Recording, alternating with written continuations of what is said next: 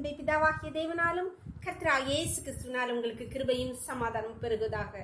நாளின் கூட நமக்கு ஜீவனை தந்ததுமல்லாமல் தயையும் பாராட்டினார் அல்லவா? அவரை துதிக்கலாமா?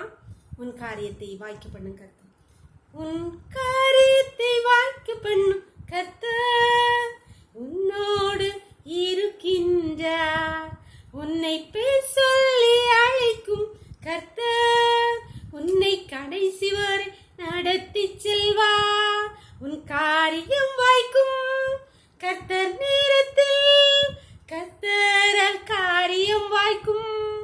உன் காரியம் வாய்க்கும் கர்த்தர் நேரத்தில், கர்த்தரால் காரியம் வாய்க்கும். உன் நினைவு அவர் நினைவு அல்ல, மேலானதை செய்வார். உன்னை உடைத்து உருவாக்கும் குயவன் அவர், உன்னை சிறப்பாய் வணைந்திடுவார். உன்னை உடைத்து உருவாக்கும் குயவன் அவர், உன்னை சிறப்பாய் வணைந்திடுவார். உன் காரியம் வாய்க்கும் கர்த்தர் நேரத்தில், கர்த்தரால் காரியம் வாய்க்கும். உன் காரியம் வாய்க்கும் கர்த்தர் நேரத்தில், கர்த்தரால் காரியம் வாய்க்கும். ஒரு வேத பகுதி வாசிக்கலாமா? சங்கீதம் 37 வசனம் 4-5. கர்த்தரிடத்தில் மனமகிழ்ச்சியாயிரு, அவர் உன் இருதயத்தின் வேண்டுதல்களை உனக்கு அருள் செய்வார். உன் வழியை கர்த்தருக்கு ஒப்புவித்து அவர் மேல் நம்பிக்கையாயிரு, அவரே காரியத்தை வாய்க்க பண்ணுவார்.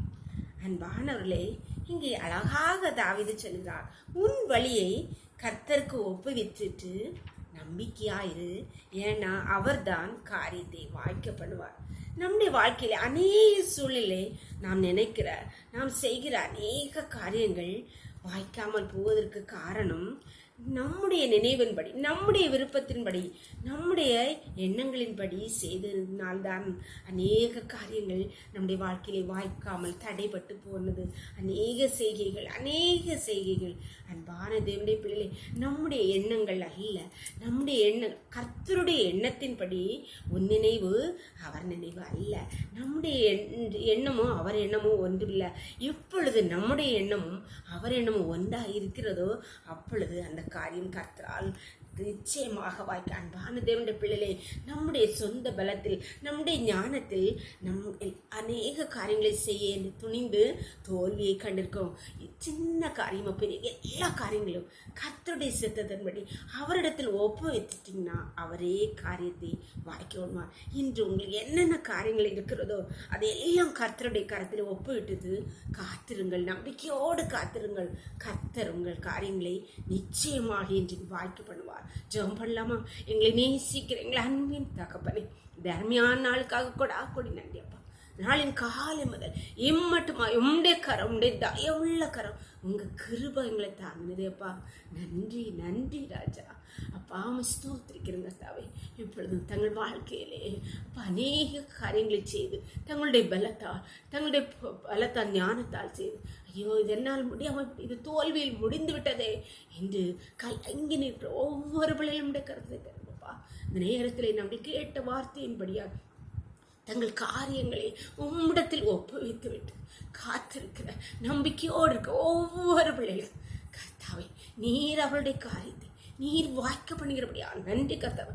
இன்றைக்கு உம்முடைய பிள்ளைகள் யாரெல்லாம் தங்களுடைய காரியங்களை உம்மிடத்தில் ஒப்பு கொடுக்கிறார்கள் அப்பா, அவருடைய காரியங்களை கர்த்தர் இன்றைக்கு வாய்க்க பண்ணுவீராக அப்பா.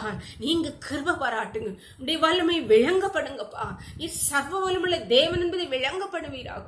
உடைய பரிசுத்த நாமத்தை உயர்த்துவீராக. உடைய கரத்திலே தாழ்த்தி தருகிறோம். விரக்களை மூடி மறைத்துக்கோங்க. சகல துதியும் கனமும் வல்லமையும் பலனும் ஞானமும் எங்கள் தெய்வாதி தேவன் ஒருவருக்கே செலுத்துகிறோம். இயேசுவின் மூல ஜெபங்கள் நல்ல தந்தே. ஆமென் ஆமென். God bless you. கர்த்தர் உங்களை ஆசீர்வதிப்பாராக. ஆமென்.